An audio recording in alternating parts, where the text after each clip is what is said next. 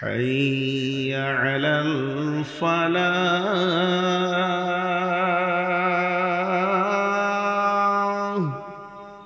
এর বাংলা কি? এর বাংলা হচ্ছে আয় বাঁচার জায়গায় আয়, আয় নিষ্কৃতি লিপিত আয়। তাহলে এটা কত গুরুত্ব! যতদিন পশ্চিমে সূর্য না উঠবে অতদিন আমার রব তার গোলামকে নিজেকে বাঁচানোর দাওয়াত দিতেই রয়েছে। বাঁচ বাঁচ, নিজেকে বাঁচা, নিজেকে বাঁচা। একদম 90 নয়, 99 নয়, 100 ডিগ্রি অ্যাঙ্গেলে তুই যে রাস্তায় হাঁটছিস ওটাকে ছেড়ে দিয়ে আমার রাস্তায় ফিরে আয়। এখনো রাস্তা আছে। তার মানে কোরআনে আছে যখন মানুষকে কবরে দেওয়া হবে, আযাব শুরু হলে প্রথম কথাও বলবে, আল্লাহ আর একটা মৌকা দাও, আল্লাহ আমাকে আর একটা বার ছেড়ে দাও, আমি আর পাপ করব না, একদম পূর্ণাঙ্গ পবিত্র হয়ে ঢুকবো। কিন্তু আমার রব বলবে, তোকে বহু মৌকা দেওয়া হয়েছে, একবার ভেবে দেখ, তুই বয়সটা 65, তোর বয়স হলো 70, 75, 20, 40, প্রতিটি দিনে 5 বার করে তোকে মৌকা দেওয়া হয়েছে। এটা তোর লাস্ট মৌকা তা নয়, এটাই তোর জীবনের শেষ মৌকা। অতএব তুই মৌকাগুলোকে গ্রহণ করিসনি। তোর বাঁচার মতো মানসিকতা, তোর নিজেকে রক্ষা করার মতো মানসিকতাটা শেষ হয়ে গেছিল। অতএব হাজার চিল্লালেও আর তোকে ফিরে যেতে দেওয়া হবে না। আমি রব তোকে প্রতিদিন আমার গোলামকে দিয়ে ডাকা করিয়েছি। ডাক, হাইয়া আলাস সালাহ, আয় নামাজে আয়, হাইয়া আলাল ফালাহ, যদি বাঁচবি তো আয়, মৌকা নিবি তো আয়, তখন তোদেরকে ডেকে পাইনি। আপনারা আমাকে পরেশগার বলছেন, দিনদার বলছেন, ইমানদার বলছেন, আমার চেহারা, আমার পাঞ্জাবি আর আমার ভাষা দেখে। আপনাদেরকে আমি আল্লাহওয়ালা, পরেশগার, দিনদার, ইমানদার, মুত্তাকি বলছি আপনাদের নীরবতা, চুপ করে বসে দিনের কথা শোনা দেখে। কিন্তু আসলে হৃদয়টার খবর কেউ জানে না। হৃদয়ের খবর যিনি জানেন তিনি হলেন আল্লাহ। সেই আল্লাহ বলছে, তোদের ডায়াগনিস, তোদের চয়েস, তোদের দেখাশোনাটাই শেষ নয়, আমি যেটা দেখব সেটাই হবে অরিজিনাল। আমি তো দেহ দেখি না, চামড়া দেখি না, চোখ দেখি না, টুপি দেখি না, পাঞ্জাবি দেখি না, আমি দেখি তার হৃদয়ের ভিতরটা। বিধায় আমি আল্লাহ বলছি, যে লোকের ভিতরে তোরা 8খানা গুণ দেখতে পারবি, যে লোকটা 8টা গুণে জড়িত হয়ে যাবে, যার মধ্যে তো দেখবি যে 8খানা বিষয়ে পারদর্শী রয়েছে, এই লোকটাকে আমার রব বলছে ও বেঁচে গেছে, বেঁচে গেছে, বেঁচে গেছে। ওই প্রকৃত হেদায়েত উপরে আছে, ওই ফালাহ পেয়ে যাবে। কিয়ামতের মাঠেও আটকাবে না, কবরে আটকাবে না, পুলসেরাতে আটকাবে না। ওই লোকটার ভিতরে 8খানা গুণ থাকতে হবে।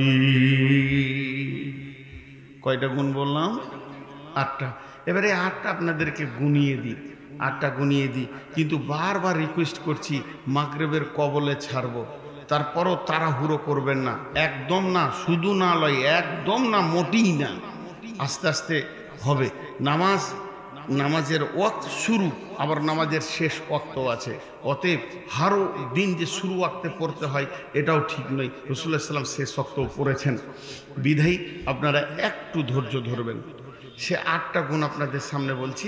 আল্লাহ তার আগে একটা হরফে মুকাত্তাআত রেখেছে, আলিফ লাম মিম।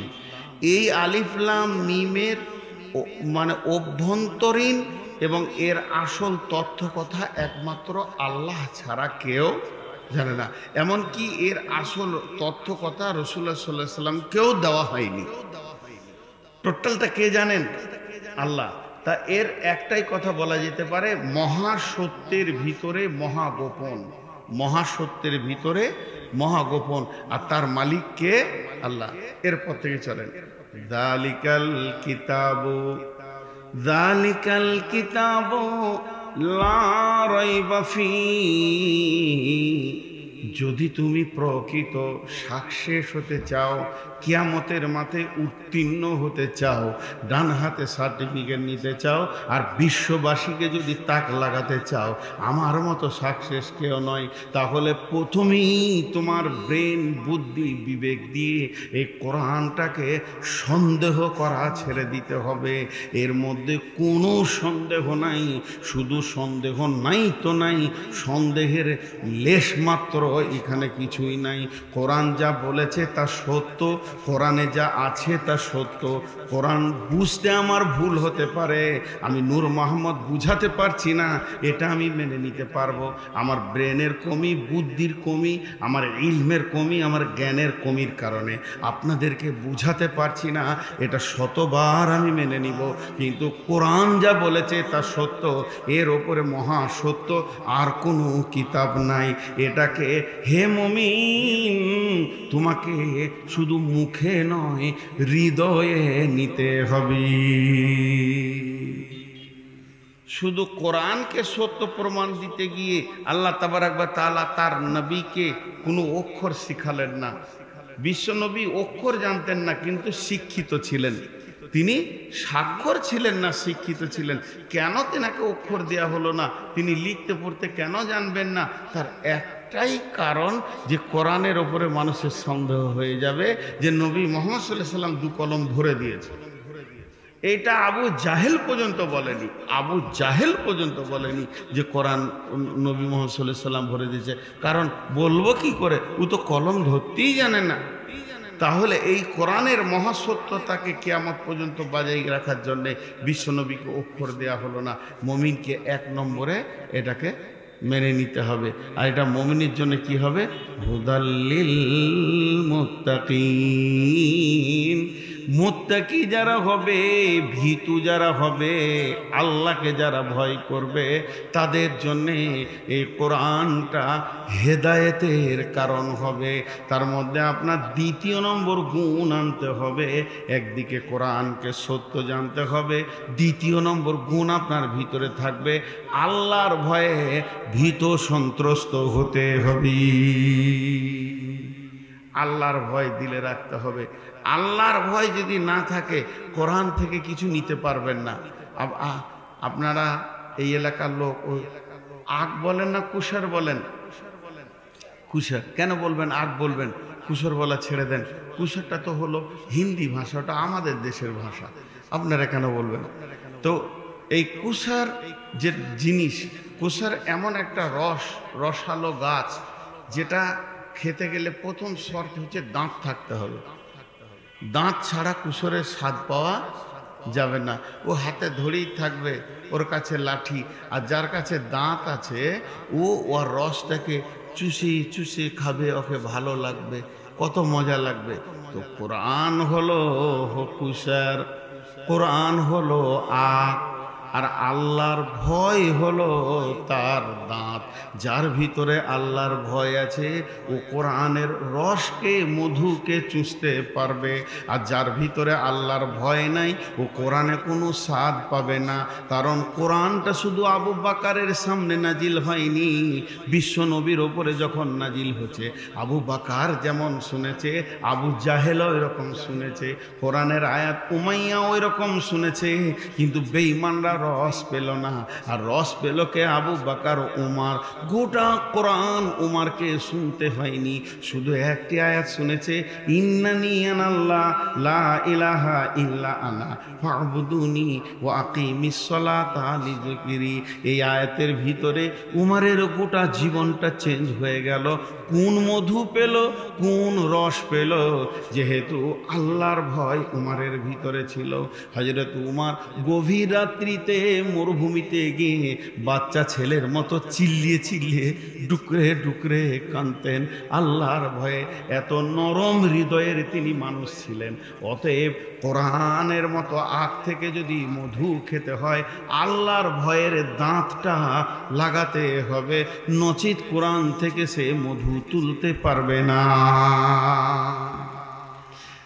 হেদায়েত নিতে পারবে না। গিরিশচন্দ্র সেন আপনাদের দেশে পাঁচদোনা বাড়ি, নরসিংদী জেলা, ওর বাড়ির পাশে একটা হাই স্কুল আছে, ময়দানে জালসা করেছি 1-2 বার, এবছরও গিয়েছিলাম।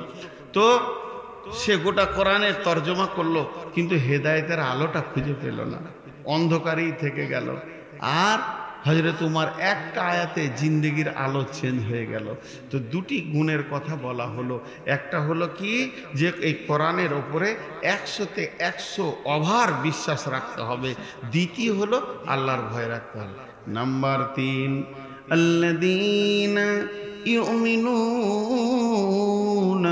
বিল গায়বি, আল্লাযীনা ইউমিনুনা বিল গায়বি ওয়া ইউকিমুনাস সালাতা ওয়া মিম্মা রাযাকনাহুম ইউনফিকুন। গায়েবের উপরে ঈমান আনতে হবে। ফেরেশতাকে দেখলাম না, বিশ্বাস করলাম ফেরেশতা আছে। আমরা নবীকে দেখিনি, নবী আছে ছিলেন এটা বিশ্বাস করি। আল্লাহকে দেখা যাবে না, 100% বিশ্বাস করতে হবে। জাহান্নাম দেখি নাই, জান্নাত দেখি নাই, পুলসেরাত দেখি নাই, আখেরাত দেখি নাই কবরের আযাব দেখি নাই, দাড়ি পাল্লা দেখি নাই, আপনার কিনা হাজে কাউসার, এগুলো সব আছে। আছে না নাই? জোরে বলেন, আছে না নাই? এগুলোর ওপরে কারো কি ঈমান কম আছে যে থাকতেও পারে না পারে? এই কথাটা বললে হবে না। আছি, আছে, বিশ্বনবী বলেছেন মানে আছে। জি, লা ইলাহা, সবাই বলি লা ইলাহা মুহাম্মাদুর। দুটো ভাগ হলো না, একটা আল্লাহর একটা রসুলের। লা ইলাহা ইল্লাল্লাহ দেখানে কা নেহি, লা ইলাহা ইল্লাল্লাহ দেখানে কা নেহি, মুহাম্মাদুর রাসূলুল্লাহ ছুপানে কা নেহি। কথাটা মানে বুঝছেন? লা ইলাহা ইল্লাল্লাহ দেখানো যাবে না, মুহাম্মাদুর রাসূলুল্লাহ গোপন করা যাবে না। আমার কাছে ঈমান আছে না নাই? লা ইলাহা ইল্লাল্লাহ দেখানো যাবে? দেখানো যাবে না। কিন্তু মুহাম্মাদুর রাসূলুল্লাহ আছে না নাই? গোপন করা যাবে? এই তো মুহাম্মাদুর রাসূলুল্লাহ রয়েছে। তার মানে কেউ যদি ঈমানদার বলে তো তার শুধু লা ইলাহা ইল্লাল্লাহ বললে সে ঈমানদার, শুধু মুহাম্মাদুর রাসূলুল্লাহ বললে সে ঈমানদার? তো দুটাই থাকতে হবে। তো এমনভাবে কালেমা তৈরি হয়েছে। কালেমাতে কয়টা অক্ষর আছে? 24টা অক্ষর আছে। 24টা অক্ষর আছে। 24 ঘন্টার জিন্দেগিকে লা ইলাহা ইল্লাল্লাহ মুহাম্মদ রাসূলুল্লাহর উপরে রাখতে হবে। লা ইলাহার প্রতি বিশ্বাস রাখতে হবে অগাধ, যেটা দেখা যাবে না। আর আমার কাছে যেন মুহাম্মদ রাসূলুল্লাহ মার না খায়, খাওয়াতে, উঠাতে, বসাতে, চলাতে, ফেরাতে, শোয়াতে, পেচ্ছাবে, পায়খানায়, দাড়িতে, টুপিতে, পাঞ্জাবিতে কে থাকবে? মুহাম্মদুর রাসূলুল্লাহ। এর নাম হলো মুসলিমদের জিন্দেগি। জি ভাই, কিন্তু আসলে আমরা এটা পারছি না। আল্লাহ তাবারক ওয়া তাআলা বলছেন তোমাদেরকে 3 নম্বরে গায়েবের ওপরে ঈমান আনতে হবে। যে দৃশ্যগুলো তোমার দেখা যাবে না, আল্লাহকে একমাত্র দেখার জায়গা হচ্ছে কিয়ামতের মাঠে। দেখতে পাবে কে? যারা রোজাদার। আর বাকি সমস্ত মানুষ আল্লাহকে জান্নাতে গিয়ে দেখবে, দিদারে ইলাহি হবে। অতএব আল্লাহর ওপরে ফেরেশতা দেখা যায় না, এর ওপরে 100 বিশ্বাস রাখতে হবে। বুঝাতে পারলাম? হ্যাঁ না বলেন? তাহলে গায়েবের উপরে ঈমান রাখতে হবে। হাজি, গায়েব যা চোখে দেখা যায় না। সাহাবারা রাদিয়াল্লাহু আজমাইনরা জাহান্নামের ভয়ে কাঁদতেন, জাহান্নামের ভয়ে থরথর করে কাঁদতেন।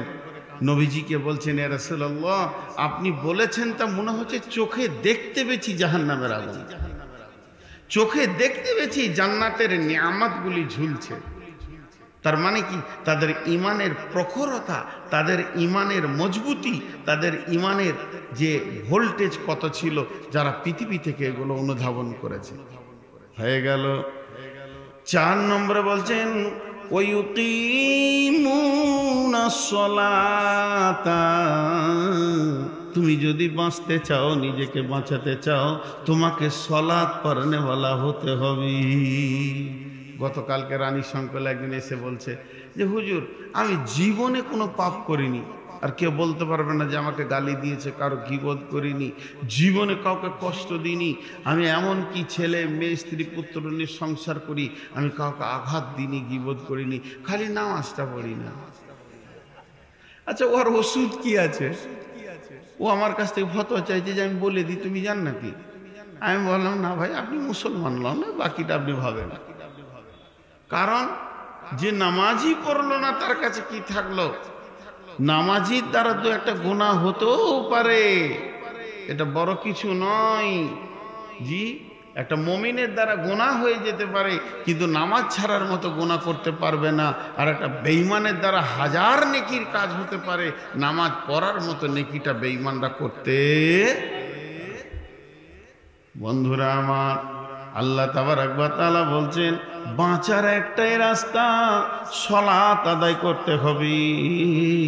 আর এই সালাতের জন্যই তো আমি বারবার 10 বার ডাকছি, একবার নয়, দুবার নয়, তাহলে সালাত আদায় করতে হবে। আর 5 নম্বরে হলো, 6 নম্বরে হলো ওমিম্মা রাযাকনাহুম ইউনফিকুন। এটা কিন্তু যাকাত নয়, এটা ওসর নয়, এটা ফিতরা নয়, তোমার সঞ্চিত মাল, নিজের মাল থেকে, যেটাকে তুমি আপন মাল বলে মনে করে নিয়েছো, এই মাল থেকে আল্লাহর রাস্তায় দান করতে হবে। অমিম্মা রাযাকনাহুম ইউনফিকুন, আল্লাহর রাস্তায় দান করতে হবে। কথা খালি ভাবেন। আপনার এখানে আমার 1 বিঘে জমি আছে, আপনাকে ভাগা চাষ দিয়েছি, বর্গা দিয়েছি। আপনি বলেন হুজুর আপনাকে খরচা টরচা কিছু লাগবে না, 5 মণ ধান দিয়ে দেবো আর 2 মণ ভুট্টা দিয়ে দেবো, ঠিক আছে। আমি বাইরে থাকি, দেখার সময় নেই, ঠিক টাইমে আপনি 5 প্যাকেট ধান আর 2 মণ ভুট্টা নিয়ে আমার বাড়িতে হাজির করেছেন, যে বলছেন দান করলাম। দান করলেন? হ্যাঁ, কত বড় দাতা তুই! দান করলাম, আমার জমি চাষ করে আমাকে দিয়েছে, তো বলছে দান করলাম। কোন ভেজালি কথাগুলো সহ্য করা যাবে ভাই? জমি কেড়ে নিব, দান করলাম। জি না, ওটা দান লয়, প্রাপ্য দিয়েছো তুমি, আমার ন্যায্য প্রাপ্য দিয়েছো। ওই জন্য কেউ যদি যাকাত দেওয়ার পর মনে করে যে আমি দাতা, তো আর ভুল ধারণা, ওটা আল্লাহর প্রাপ্য দিয়েছো তুমি। ওসর ফিতরা এগুলো আল্লাহর প্রাপ্য। তার জমিনে বাস করবে, প্রতিদিন এত আলো নেবে, অক্সিজেন নেবে, আল্লাহ তোমার প্রাপ্য নেবে না? ওই টাকা বড় দাতার মতো বলছে দান করলাম, ওর কপালে ঝাঁটা। একজন মুফাসসির লিখেছে সালাত আদায় করার পর নেকি তো আল্লাহ দেবেন দেবেন দেবেন দেবেন দেবেন দেবেন, 1000 বার বলছি, 100 বারের জায়গায় দেবেন। কিন্তু তুমি যদি নিয়ত করো যে আমি নেকির কাজ করে নিয়েছি, সালাত আদায় পর আল্লাহ নেকি দিতে বাধ্য, কি ভেবেছো তুমি? আল্লাহর জমিনে তোমাকে আল্লাহ বাঁচিয়ে রেখেছে, তোমার কাছ থেকে 5 বার সাজদার হক রাখে না? জি। অতএব কিছু জিনিস অমিম্মা রাযাকনাহুম ইউনফিকুন বলতে, মা বোনেরা কিছু কিছু টাকাকে জমিয়ে রাখে, একটা নাকের কানের গলার বানাবো, ওইটা জমানো টাকা। আমিও কিছু টাকা জমিয়ে রেখেছি, রোড সাইডে জায়গাটা আমি বয়না দিয়ে দিয়েছি, এখন আরও 20 লাখ টাকা লাগলে ওটা রেজিস্ট্রেশন হবে, ওই টাকাটা। আমি আবার কিছু টাকা জমিয়েছি, বাড়িটা 3 তলা করব, 2 তলা করব, মানে নিজস্ব আল্লাহর পারপাসগুলো বুঝিয়ে দেওয়ার পর যেটা নিজস্ব টাকা রয়েছে, এই টাকাটার ব্যাপারে আল্লাহ বলছে তোর নিজের টাকা থেকে আমাকে দান কর। ওমিম্মা রাযাকনা, আল্লাহ একটা ভাষায় বলে দিয়েছে তোর রুজির ভিতর থেকে যেটা তুই জমা করে রেখেছিস, হুম ইউনফিকুন, আমার রাস্তায় দান কর। কয়টা হলো? 6টা হলো। প্রথমে কোরআনের উপরে কোনো সন্দেহ করা যাবে না, আর আল্লাহর ভয় ভীত রেখে কোরআনের দিকে নজর রাখতে হবে, হেদায়েতের নূর খুলে যাবে। 2 নম্বর। আর 3 নম্বর হচ্ছে গায়েবের ওপরে ঈমান আনতে হবে। 4 নম্বর হচ্ছে সালাতে দাঁড়াতে হবে। 5 নম্বর হচ্ছে আল্লাহর রাস্তায় আপনাকে নিজের রুজি থেকে দান করতে হবে। 5টা হলো। কথাতে বুঝাতে পেরেছি আপনাদেরকে 5টা। এই 5টা কাজ করব কেন? যে ফালাহ নেওয়ার জন্য। ফালাহ বলা হয় নিষ্কৃতি পাওয়া। সব থেকে বড় নিষ্কৃতি, যার উপরে আর কোনো ফালা হয় না। আল্লাহ তাবারক ওয়া তাআলা কোরআনে বলেছেন, ইন্নালিল মুত্তাকিনা মাফাজা। তাকে কেউ আটকাবে না, কোথাও আটকাবে না।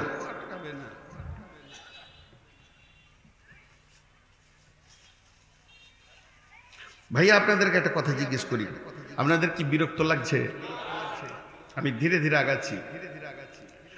এবার আল্লাহ বলছেন, বিশ্ব নবী বলছেন, খাসলাতু মিন উম্মতি মালি মালি। আমার উম্মতের অভ্যাস হচ্ছে খালি মাল মাল মাল। এটা শুধু আপনাদের নয়, ওর দলে আমিও আছি, চেয়ারে যতজন বসে আছে, নিচে আছে, সবাই আমরা একই রোগের রোগী। মাল মাল মাল। বিশ্বনবী বলছেন, মালিহি মালুকা সালাসা। এই মালের ভিতরে তোমার মাল হচ্ছে তিনটি, তোমার মাল হচ্ছে তিনটি, সমস্ত হলো তোমার ওয়ারিসের মাল। ভাইয়া, এখন কটা বাজলো? 4:10। আচ্ছা, 4:10 আর আজান 5:20। তো এই মালের ভিতরে তোমার মাল কয়টা? 3টে। 1 নম্বর হলো যেটা তুমি খেয়েছো সেটা তোমার মাল, আর যেটা তুমি পড়ছো এটা তোমার মাল, আর যেটা তুমি তোমার জন্যে আল্লাহর ব্যাংকে জমা করছো এটা তোমার মাল।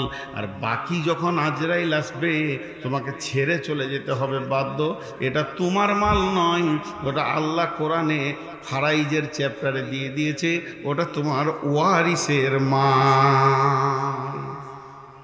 তুমি খালি ওদেরকে, তোমার ওয়ারিসের মালকে আঁকড়ে ধরে বসে আছো। কেন তুমি ওয়ারিসের মালকে আঁকড়ে ধরে বসে আছো? আল্লাহ নবী হযরতে বুরাইদাকে ডাকলেন, ভালো করে শুনেন। হযরতে বুরাইদাকে ডেকে বলছেন, বুরাইদা রে, তোমার ইমানের ওপরে আমাকে কিছু কথা বলো। তোমার ইমানের অবস্থা কি? তুমি কোন স্তরে দাঁড়িয়ে আছো? ইমানের কোন প্ল্যাটফর্মে দাঁড়িয়ে আছো?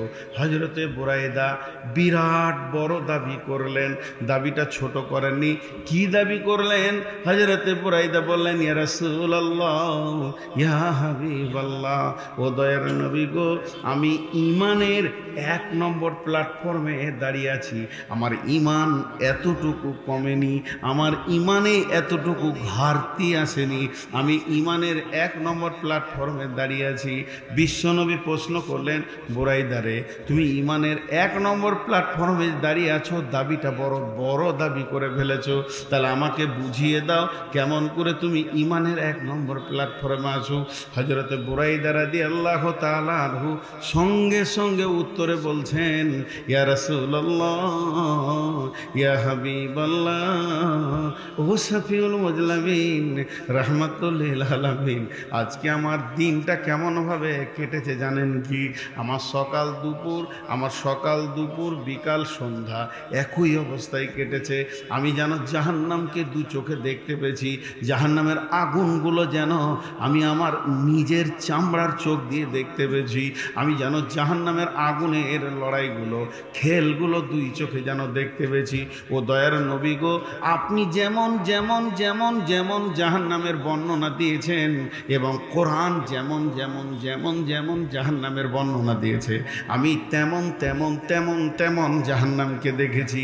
বিশ্ব নবী গো, শুধু তাই নয়, যেমন জান্নাতের বর্ণনা আপনি দিয়েছেন, সেখানে সোফা সেট লাগানো আছে, সারাবান তহুরা আছে, কলা ঝুলছে, আঙ্গুর ঝুলছে, এগুলো যেন আমি নিজের চোখে দেখতে পেয়েছি।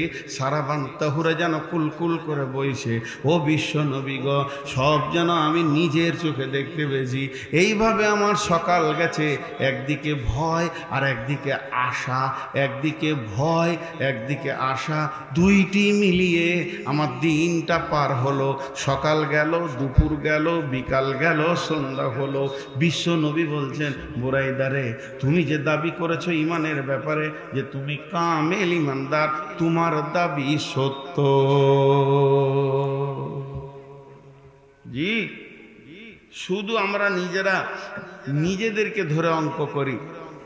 আল্লাহর ভয়, যদি ভয় না থাকে, চ্যালেঞ্জ দিচ্ছি আমি, কোনোদিন এরকম ভাষা ব্যবহার নূর মোহাম্মদ করে না, ও কোরআন থেকে ফায়দা পাবে না। সাহাবীরা বলতেন তাআল্লামনাল ঈমান সুম্মা তাআল্লামনাল কোরআন। আমরা রসুলের দরবারে বসে বসে বসে বসে বসে বসে আগে ঈমান শিখেছি, তারপরে কোরআন শিখেছি। ঈমানের চোখ দিয়ে যখন কোরআনকে দেখেছি, তো প্রতিটি আয়াতে প্রতিটি লাইনে আমরা হেদায়েতের নূর খুঁজে পেয়েছি। আর যখন আমরা কোরআনকে দেখেছি স্বাভাবিক নজরে, তখন হেদায়েত খুঁজে পাইনি। কারণ কোরআন তো নিজেই বলছেন ইদিল্লু বিহি কাসীরা ওয়া ইয়াহদি বিহি কাসীরা ওয়া মা ইদিল্লু বিহি ইল্লাল ফাসিকিন। বড় বড় নাস্তিকেরা কোরআনকে পায়ে করে ফুটবল খেলছে, এখন ফেসবুকে দেখতে পেয়েছেন না? আরে বলেন পেয়েছেন না? কেন খেলছে তারা? জি, বিসমিল্লাহির রহমানির রহিম। وَإِذْ قَالَ مُوسَى لِفَتَاهُ لَا أَبْرَحُ حَتَّى أَبْلُغَ مَجْمَعَ الْبَحْرَيْنِ أَوْ أَمْضِيَ حُقُبًا فَلَمَّا بَلَغَا مَجْمَعَ بَيْنِهِمَا نَسِيَ حُوتَهُمَا فَاتَّخَذَ سبيله في البحر عذبا فلما بلغا مجمع بينهما نسيت حوتهما فاتخذ سبيله في البحر سربا قال ذلك ما كنا। আল্লাহ তাবারক ওয়া তাআলা বলেন, দাঁড়ান একটা ভুল হয়ে গেছে, এত মুখস্থ চলে যে বুড়িয়ে গেলাম বাপ মুসা, আর বাঁচব না বেশি দিন। আল্লাহ তাবারক ওয়া তাআলা বলছেন সূরা কাফের ভিতরে কত সুন্দর করে বলছেন, ওয়াইদ ক্বালা মূসা লিফাতাহু লা আবরাহু হাত্তা আবলুগা মাজমাআল বাহরাইনি আও আমদিয়া হুকবা ফালাম্মা বালাগা মাজমা বাইনিহিমা নাসিয়াহু তাহুমা ফাত্তাখাযা সাবিলাহু ফিল বাহরি সারাবা ফালাম্মা জাওয়াজা ক্বালা লিফাতাহু আতিনা গাদাআনা লাকাদ লাকিনা মিন সাফারিনা হাযা নাসাবা ক্বালা আরাইতা إذ أوينا إلى الصخرة فإني نسيت الحوت وما أنسانيه إلا الشيطان أن أذكره واتخذ سبيله في البحر عذبا। এটা বিরাট ঘটনা আছে, এটা খালি ছোট করে বলছি। হযরত মুসা আলাইহিস সালাম যখন খিজিরের মুলাকাতে বের হলো ঈসা ইবনে নুনকে নিয়ে, তো নদীর পাড়ে গিয়ে দুইজনে একটা পাথরে মাথা দিয়ে শুয়েছে আর ব্যাগে ভাজা মাছ রেখেছে। জি, ব্যাগে ভাজা মাছটা রেখেছে। এবার মুসা উঠে বলছে চল চল চলে যাই, বহু দূর যেতে হবে। তাড়াহুড়ো করে চলতে শুরু করেছে। কিছু দূর যাওয়ার পর মুসা বলছে মাছটা বের কর, খানিক খাবো, ভোগ লেগেছে, নাস্তা করব। ঈসা ইবনে নুন বলছেন আরাওয়াইতা ইদ আওয়াইনা ইলা সাখিরাতি ফাইন্নী নাসিতুল হুতা ওয়া মা আনসানিহু ইল্লা শাইতানু আন আযকুরাহু ওয়াত্তাখাযা সাবিলাহু ফিল বাহরি আযাবা। ও নবী মুসা, আপনি কি দেখেননি যে জায়গায় শুয়েছিলাম পাথরে মাথা দিয়ে, ওখানেই ব্যাগটা ছিল আর নদীতে ঢেউ চলছিল। চলতে চলতে এক ছলক পানি 2-4 ফোঁটা ব্যাগে ঢুকে গেল। আর ওই পানি যেই পেয়ে মাছগুলি সঙ্গে সঙ্গে জীবিত হয়ে পানির ভিতরে চলে গেল। তো গেল, কি আজীব দৃশ্য দেখলাম, ওই পানিতে একটা রাস্তা হয়ে গেল, পানি আর জয়েন্ট হচ্ছে না। নাস্তিকেরা বলছে ভাজা মাছ কি করে জীবিত হয়? তার তো আঁতুরি কলিজা কিছুই নাই, তাকে ছাড়িয়ে ফেলা হয়েছে, তার তো আঁশ নাই, তারপরে আবার পানি কি করে দাঁড়িয়ে থাকে? এটা একমাত্র নাস্তিকরা বলছে। আর ইমানদাররা বলছেন ইন্নাল্লাহ আলা কুল্লি শাইইন কাদির। তুলিজুল লাইলা ফিন নাহারি ওয়া তুলিজুন নাহারা ফিল লাইলি ওয়া তুখরিজুল হাইয়া মিনাল মাইয়িতি ওয়া তুখরিজুল মাইয়িতা মিনাল হাইয়্যি। আমার রব মৃত্যুর ভিতর থেকে জীবনকে বের করতে পারে, আর জীবনের ভিতর থেকে মৃত্যুকে বের করতে পারে। আমার রব সমস্ত জিনিসের উপরে ক্ষমতাবান। এই ঘটনাটা যখন আমরা শুনব তখন বলবো সুবহানাল্লাহ, আল্লাহ আপনি কত পবিত্র, কত ক্ষমতাবান আপনার দ্বারা হয়েছে। তাই আমার রব বলছে, যদি তোর মধ্যে তাকওয়া না থাকতো, তুই সুবহানাল্লাহ না বলে নাস্তিকদের দিকে মাথা ভরে দিতিস। এই রকম কোরআনে আরো ঘটনা আছে। উজাইরের মরা গাধা জীবিত হয়ে গেল। বন্ধুরা আমার, সাহাবীদের ভিতরে ওই রকম ঘটনা আছে। তাই আমার আল্লাহ বলছে, প্রকৃত যদি তোমার ভিতরে তাকওয়া পরেজগারি থাকে তো কোরআনের লাইনে লাইনে তুমি ঈমানের নূর দেখতে পাবে। আর যদি তোমার মধ্যে তাকওয়া পরেজগারি না থাকে তাহলে কোরআনের লাইনে তুমি একটাও ঈমানি নূর দেখতে পাবে না। তাই কোরআন প্রথমেই কটা শর্ত করলো। প্রথম নম্বর শর্ত করলো আল্লাযীনা ইউমিনুনা বিল গায়বি, গায়েবের উপরে ঈমান আনতে হবে। প্রথম নম্বর শর্ত করলো কোরআনের উপরে কোনো সন্দেহ নাই। যালিকাল কিতাবু লা রাইবা ফীহি, এই কিতাবের মধ্যে কোনো সন্দেহ নাই। 100তে 100 ঠিক আছে, এটা প্রথম মেনে নিতে হবে। 2 নম্বর হলো তোমাকে মুত্তাকি হতে হবে। মুত্তাকি যদি না হও কোরআন থেকে তুমি হেদায়াত পাবে না। 3 নম্বর হলো গায়েবের উপর ঈমান আনতে হবে। আমার আল্লাহ আছে, কিয়ামত আছে, আখিরাত আছে, এর উপরে পূর্ণ ঈমান আনতে হবে। এর উপরে পূর্ণ ঈমান আনতে হবে, নচেত তুমি মুমিন হতে পারবে না।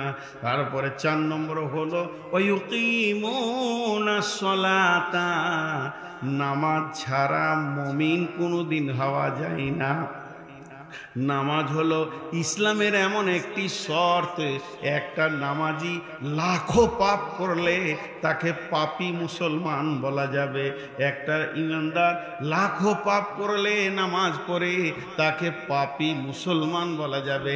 আর একটা লোক কোটি নেকির কাজ করেছে, শুধু সালাত পড়ে না, তাকে মুসলমানই বলা যাবে না, গ্রুপে আনা যাবে না, সে অন্য কোনো জাতি হতে পারে।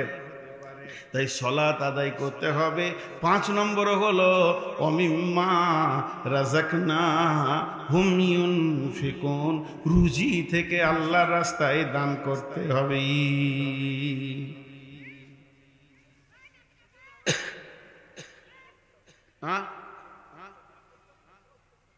দান খরচ কি জি আলাদা। খরচ আপনি যেটা সংসারে করছেন, খরচ যেটা সংসারে করছেন, আল্লাহর রাস্তায় খরচ যেটা, ওটা আবার আলাদা বিভাগ আছে। আপনি নিজে নিজে খরচা করছেন, আল্লাহর জন্যই করছেন। আর একটা হলো জমা করা। আল্লাহ কোরআনে বলেছেন ইকুরিজুল্লাহ কারজান হাসানা। আচ্ছা, আল্লাহর কোনো ঋণ নেওয়ার দরকার আছে? তা আল্লাহ আবার এখানে বলছে আমাকে উত্তম ঋণ দাও তোমরা। তো আল্লাহ কত অভাবে পড়েছে আমাদের কাছে ঋণ চাইছে? তা নয়, এটার গুরুত্ব হচ্ছে ওইখানটা মানুষের মাথায় একটা গুরুত্ব ঢুকে আছে। পৃথিবীর সব মাপ হয়ে যায়, কিন্তু ঋণের গোনা, ঋণ পরিশোধ করতেই হবে।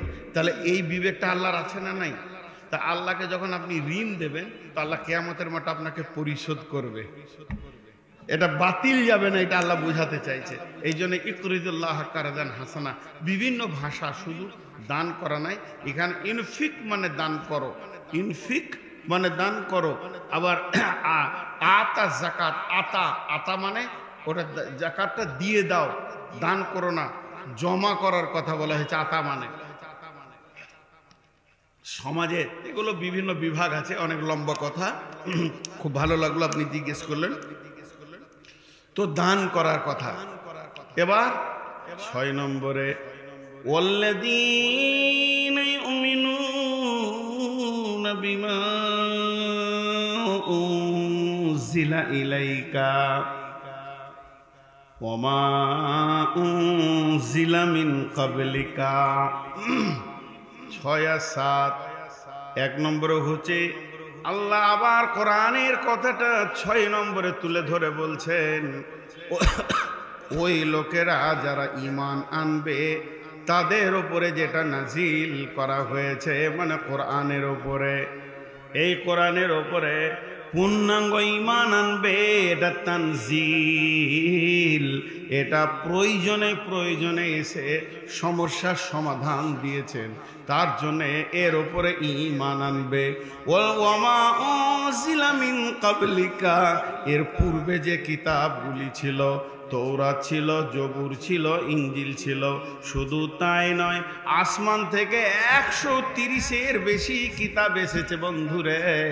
4টা হলো মেন কিতাব, কিন্তু আরো বেশি কিতাব 100 মানে 125-30 কিতাব আছে, সেগুলোকেও বিশ্বাস করতে হবে, ওগুলো সত্য।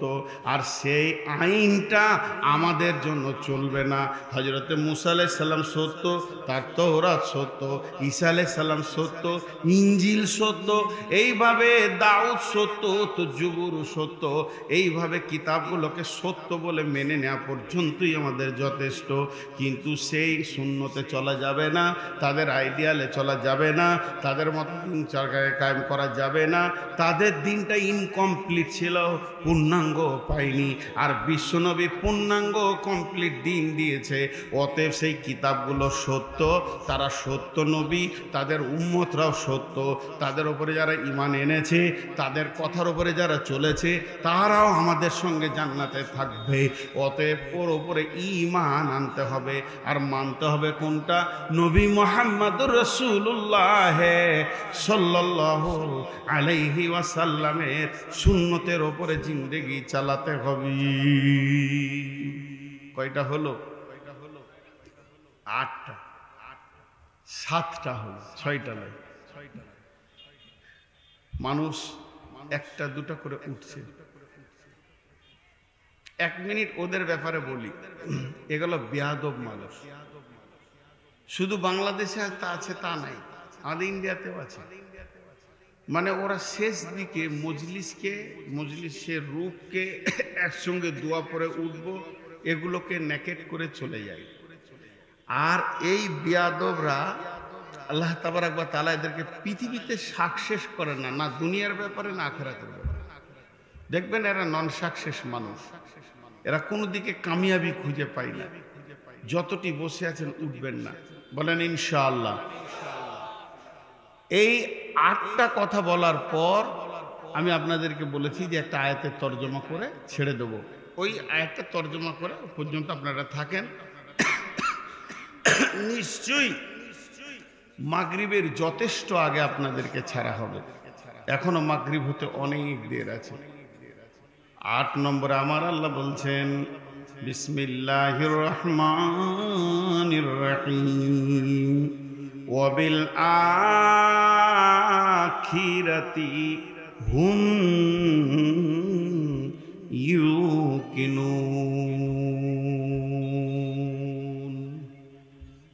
এখানে দুটো খুব ডিপলি কথা হবে, খুব তত্ত্ববহুল কথা হবে। ওয়াফিল আখিরাতি হুম ইউকিনুন। গুরুত্ব দেওয়ার জন্য 3 বার বলছি। আল্লাহ বলছেন ওয়াফিল আখিরাতি হুম ইউকিনুন। চলেন একটা হাদিসের মধ্যে যায়। হাদিসটা হলো হাদিসে কুদসি। আল্লাহ নিজে বলছেন, যে গোলামের ধারণা আমার প্রতি যেমন থাকবে আমি তার সঙ্গে সেই ব্যবহার করব। আলহামদুলিল্লাহ, কত বড় কথা আল্লাহ বলছেন। যে বান্দার ধারণা, যে বান্দির ধারণা আমার উপরে যেমন থাকবে আমি তার সঙ্গে ওই রকম ব্যবহার করব। তার মানে ধরেন রমজান মাস, খুব কাঁদা কাটা চলছে, সবে কদর রাতে দোয়া চলছে, আর দোয়ার ভেতরে ইমাম সাহেব খুব কাঁদছে, সবাই কাঁদছে। এরই ভিতরে হাজি সাহেব মনে মনে করছে নিশ্চয়ই দোয়া কবুল হবে, আমার গুনাহ মাফ হবে। গাজী সাহেব মনে করছে, চেয়ারম্যান সাহেব মনে করছে, মুসাল্লি মনে করছে, মজ্জেন মনে করছে। এরই ভিতরে একজনা মনে মনে করছে কি জানি কবুল হবে কি হয়। জি, ওর ধারণাটা কি হলো? খারাপ। বলেন এমন একটা পাপের নাম বলেন যে পাপটা আল্লাহ মোচন করতে পারবে না। পারবে কি পারবে না? আরে বলেন পারবে কি পারবে না? হ্যাঁ, ঋণের গুনাহ মাফ হয় না। এরা এরা এত কথা বলছে কেন পেছনে? কি হল বলেন না? গরম পানি তো জাহান্নামে দিবে। আমি কি বিপদ করলাম যে আপনারা আমাকে গরম পানি খাওয়াবেন? হ্যাঁ, চা কেন খাবো? চা কি লোকের সামনে খাওয়ার জিনিস? আজীব ব্যাপার। গরম পানি তো জাহান্নামের সেফত। আমি কি পাপ করেছি এখানে বায়ান করতেছে? বলেন আপনি কি বলছেন?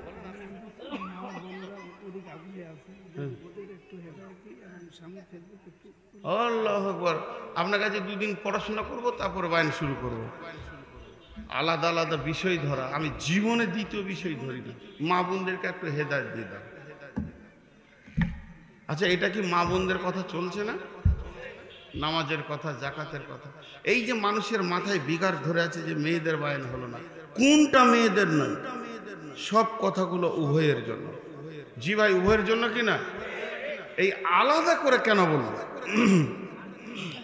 যেদিন মেয়েদের বায়ান ধরবো সেদিন মেয়েদের কথা বলবো। আর আমি যতক্ষণ স্টেজে থাকি নিজে খাই না, কাউকে খেতেও দিই না। চা হলো লোভনীয় খাবার, বাদামওয়ালাদেরকে তাড়লাম। পানিও আমি খেতাম না, ডায়াবেটিসের চাপের কারণে পানিটা না খেলে আমার জিভ স্লিপ হচ্ছে না, এর জন্য খেয়েছি। আর এখানে আবার বলছে গরম পানি খাওয়াবো জাহান্নাম থেকে। কি গুনাহ করে এলাম। জি মাফ করুন। তা আমি যে কথা আপনাদের সামনে বলছি, আল্লাহর প্রতি মানুষ যেমন ধারণা করবে আল্লাহ তার সঙ্গে সেই ব্যবহার করবেন। এবার বলি, একটা শহীদের ব্যাপারে বলা হয়েছে যে শহীদের যখন ওর গায়ে তালোয়ারের ছায়াটা পড়ে তো জান্নাতের সেন্ট পড়ে যায়। আর যখন ওর রক্তটা মাটি টাচ করে, শহীদের রক্ত যেই মাটিটা টাচ করবে সঙ্গে সঙ্গে ওর জীবনের গুনার সাদকা হয়ে যায়। কোনো গুনাহ থাকে না। ইল্লা দায়েন, ঋণের গুনাহ মাফ হয় না। ঋণের গুনাহ মাফ হবে না? তো ঋণের গুনাহটা আল্লাহ মাফ করতে পারবেন কি না? সুপ্রিম পাওয়ার আছে না নাই? ব্যাংকে আপনারা টাকা রেখেছেন, ব্যাংকে বই করে অ্যাকাউন্টে টাকা রেখেছেন। আমারও ব্যাংকে বই আছে। তো কয় পাতা সই করতে হয়? হ্যাঁ, ব্যাংকে বই নতুন খুলতে গেলে কটা পাতাতে সই করতে হয় বলে না? 4টা 5টা তো করতে হয়। তার মধ্যে একটা রাষ্ট্রপতির পাতা থাকে, জানেন? ওটাতে লেখা থাকে যে টাকা তোমার, দেশের থাকতে প্রয়োজন হলে রাষ্ট্রপতি সই করে তুলে নেবে। তো ওটাতে সিগনেচার করতে হয়, হ্যাঁ তাই নিবে। কারণ যখন দেশে যুদ্ধ যদি লেগে যায়, প্রচুর টাকার প্রয়োজন হলে আপনার টাকা তখন আর লয়, রাষ্ট্রপতি সই করবে আর তুলবে। মজা মারা না? দেশটা চলে যাবে আর তুমি টাকাটা ব্যাংকে রেখে সিগারেট টানবে, মেনে নেবে সরকার? 50 কোটি টাকা আছে, 20 কোটি তুলে নেবে, রাষ্ট্রপতি তুলবে। এটা রাষ্ট্রপতি সিগনেচারে উঠে যাবে। ওই জন্য ব্যাংকে বই করতে গেলে 4-5 পাতাতে সই করতে হয়। ও জানে না যে কোথা সই করছি। তো আল্লাহ তাবারক ওয়া তাআলা সব গুনাহ মাফ করতে পারেন। সমস্ত জাহান্নামীকে জান্নাতে দিয়ে দিলেও কারো কিছু করার নাই। তার মধ্যে একটা কথা বলছি যে ঋণের গুনাহ আল্লাহ মাফ করবেন না। এটা শেষ কথা। ঋণের গুনাহ আল্লাহ মাফ করবেন না। সবাই বলেন, ঋণের গুনাহ আল্লাহ মাফ করবেন না। ওটা আল্লাহ বলে দিয়েছেন। যদি ওটা আল্লাহ একটু সুযোগ দিত, আচ্ছা ঠিক আছে আমি দেখে নিব, তাহলে সুবহানাল্লাহ। লোক ঋণ করে ঢেরি লাগিয়ে কাউকার দেখাই করতো না যে আল্লাহর সঙ্গে বোঝাপড়া করে নিবি যা। জি, এটা মাফ করবে না, বাকি সমস্ত গুনাহ মাফ হয়ে যাবে। আল্লাহ তাবারক ওয়া তাআলা বলছেন, শোন আখেরাতের প্রতি, কিয়ামতের প্রতি পূর্ণাঙ্গ ইয়াকিন তোদেরকে রাখতে হবে। ওয়াফিল আখিরাতি হুম ইউকিনুন, সেদিন বিচার হবে, সেদিন তোকে হিসাব দিতে হবে, সেদিন তোর জিন্দেগির মানদণ্ড হয়ে যাবে জান্নাতি না জাহান্নামী। ওই পরকালের ওপরে অগাধ বিশ্বাস রাখতে হবে। তাহলে কয়টা হলো? 1 নম্বরে হলো কিতাবের উপরে সন্দেহ করা যাবে না। 2 নম্বরে হলো তাকওয়া ভয়ের নজরে কিতাবকে পড়তে হবে। 3 নম্বরে হলো গায়েবের উপরে ঈমান আনতে হবে। 4 নম্বরে হলো সালাত আদায় করতে হবে। 5 নম্বরে হলো নিজের রুজি থেকে দান করতে হবে। 6 নম্বরে আল্লাহ যেটা নাজিল করেছে সেই কিতাবের উপরে বিশ্বাস করতে হবে। 7 নম্বরে পূর্বের কিতাবের ওপরও বিশ্বাস করতে হবে, সেগুলো সত্য কিতাব ছিল। আর 8 নম্বরে কঠিন বিচারের দিনের এবং জান্নাত জাহান্নামের ওপরে বিশ্বাস রাখতে হবে। কয়টা হলো?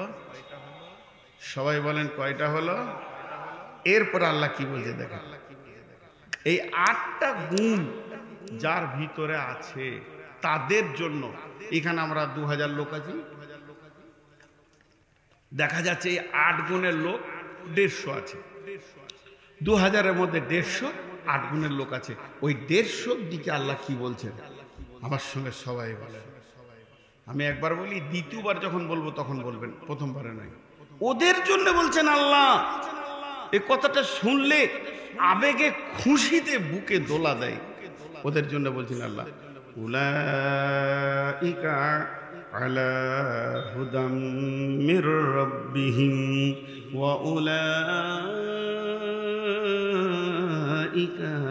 হুমুল মুফলিহুন। আল্লাহু আকবার। সবাই বলি জোরে বলেন, উলাইকা আলা হুদাম মির রাব্বিহিম ওয়া উলাইকা হুমুল মুফলিহুন। ধরেলেন ওই লোকগুলো আমরা। আর আল্লাহ এখানে এসে দাঁড়িয়ে আমাদের দিকে আঙুলটা এরকম করে দিয়ে বলছেন, এরাই এই লোকগুলি তাদের রবের রাস্তার উপরে হাঁটছে, এদের রাস্তা ভুল হয়ে যায়নি।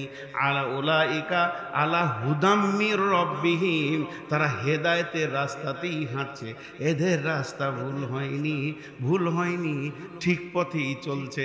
ওয়া উলাইকা হুমুল মুফলিহুন, মানে ওই রাস্তাটা শেষ মাথাতেই জান্নাতুল ফেরদাউসের আপনার দরজার চৌকাটা আছে। এরাই কামিয়াব হয়ে যাবে, এরা কবরে কষ্ট পাবে না, হাসরে কষ্ট পাবে না, পুলসিরাত কি তা বুঝবে না। আল্লাহ বলছে, শুনেলে এই যে লোকগুলি 8খানা আমল করে নিজের জিন্দেগিকে চালাচ্ছে, এরাই কামিয়াব হবে। আমি যে সফলতার জন্য ডেকেছি, হাইয়া আলাল ফালাহ, আর এখানে বলছে মুফলিহুন, ফালাহ মুফলিহুন। আল্লাহ বলছে এদেরকে ডেকেছিলাম সফলতার জন্য, সফলতা গ্রহণ করে নিয়েছে, এরাই জান্নাতে যাবে। আল্লাহ আমাদেরকে সফলতা দান করুন, জোরে বলেন আমিন। আল্লাহ আমাদের সকলকে সফলতা দান করুন, নারী পুরুষ মিলিয়ে সফলতা দান করুন। এখন একটা কথা আপনাদের সামনে বলবো, আর 5 মিনিট টাইম নিব। সেটা হচ্ছে ইতিহাস, ইতিযুক্ত হস্য। এই মাদ্রাসাটা আমার মনে হয় এটা প্রথম বার্ষিকী না, প্রথম বার্ষিকী। মাদ্রাসারও বয়স 1, প্রথম বছরের জালসা, আমরাও এসেছি প্রথম বছরে। তা আল্লাহর খাতাতে আমরা কে, এটা খালি বলবো। আল্লাহ তাবারাক ওয়া তাআলা বলছেন, কালিমাতিন তাইয়্যিবাতিন কাশাজারাতিন তাইয়্যিবাতিন, কালিমাতিন খাবিসাতিন কাশাজারাতিন খাবিসাতিন। বন্ধুরা আমার, পৃথিবীর বুকে যদি কেউ একটা ভালো কাজের বিচন বপন করে দেয়, আমি বিচনটা দিলাম, আপনি মাটিটা করলেন, আর একজন পানি দিল, আর একজন বেড়া দিল, মানে ইতিহাসের প্রথম পাতাতে যারা এই কাজগুলোতে জড়িত থাকবে ওই গাছের ফল হবে, ফল থেকে ফল হবে, গাছ হবে, গাছ থেকে ফল হবে, ডাল থেকে ফল হবে, যতদিন চলবে কিয়ামত পর্যন্ত ইতিহাসওয়ালারা নেকি পাবে। কিয়ামতের মাঠে এমনও লোক উঠবে ওর নেকি অত নাই, গুনাহ ছিল। যখন ওকে জান্নাতের ফয়সালা দেয়া হবে, লোকটা নিজে আল্লাহকে বলবে, আল্লাহ আমার পাহাড় পাহাড় গুনাহ ছিল সেগুলো কই, আর আমার এত নেকি তো করিনি, গাধা নেকি দেখতে পেয়েছি। আল্লাহ রাব্বুল আলামিন বলবে, তোমার বিরুদ্ধে অমুক অমুক গীবত করেছে, তাদেরকে আমি তোমার গুনাহগুলোকে দিয়ে নেকি ট্রান্সফার করে দিয়েছি, এর জন্য তোমার নেকি বেশি হয়ে গেছে, গুনাহগুলো দিকে চলে গেছে। আবার অনেকে ভাববে এত নেকি আমি করিনি। আল্লাহ বলবে, আমার দিন ইসলামের প্রথম বিচন বপন হচ্ছিল, সেই দিন তুমি সব কাজ ছেড়ে হাজির ছিলে, অতএব ইতিহাসের লিস্টে তোমার নামটা আছে। আর তুমি যে প্রথম বার্ষিকী লিস্টে নামটা নিতে পেরেছো, শেষ পর্যন্ত তুমি বসেছিলে। আল্লাহ তাবারাক ওয়া তাআলা প্রত্যেকটি আমলের শেষে নেকিটা লেখেন, মাঝে নেকিটা লেখেন না, আগে নেকিটা লেখেন না। আমল খতম হয় সঙ্গে সঙ্গে নেকি লেখেন। অতএব আজকে আমরা শেষ দোয়া পর্যন্ত যতজন বসে থাকতে পারবো, ইতিহাসের খাতাতে আমাদের নাম এসে যাবে। আর ওই নামটা এ না জানি আমরা থাকবো না, এখানকার শিক্ষকরা থাকবে না, কমিটি থাকবে না, চেয়ারম্যান হাজি গাজি কেউ থাকবো না, মারা যাব। পরবর্তী 100 বছর পর যদি কেউ মাদ্রাসাটা চালায়, তারপরও সেখান থেকে আল্লাহ নেকির পার্সেন্টেজ আমাদের কবরে পৌঁছাবে।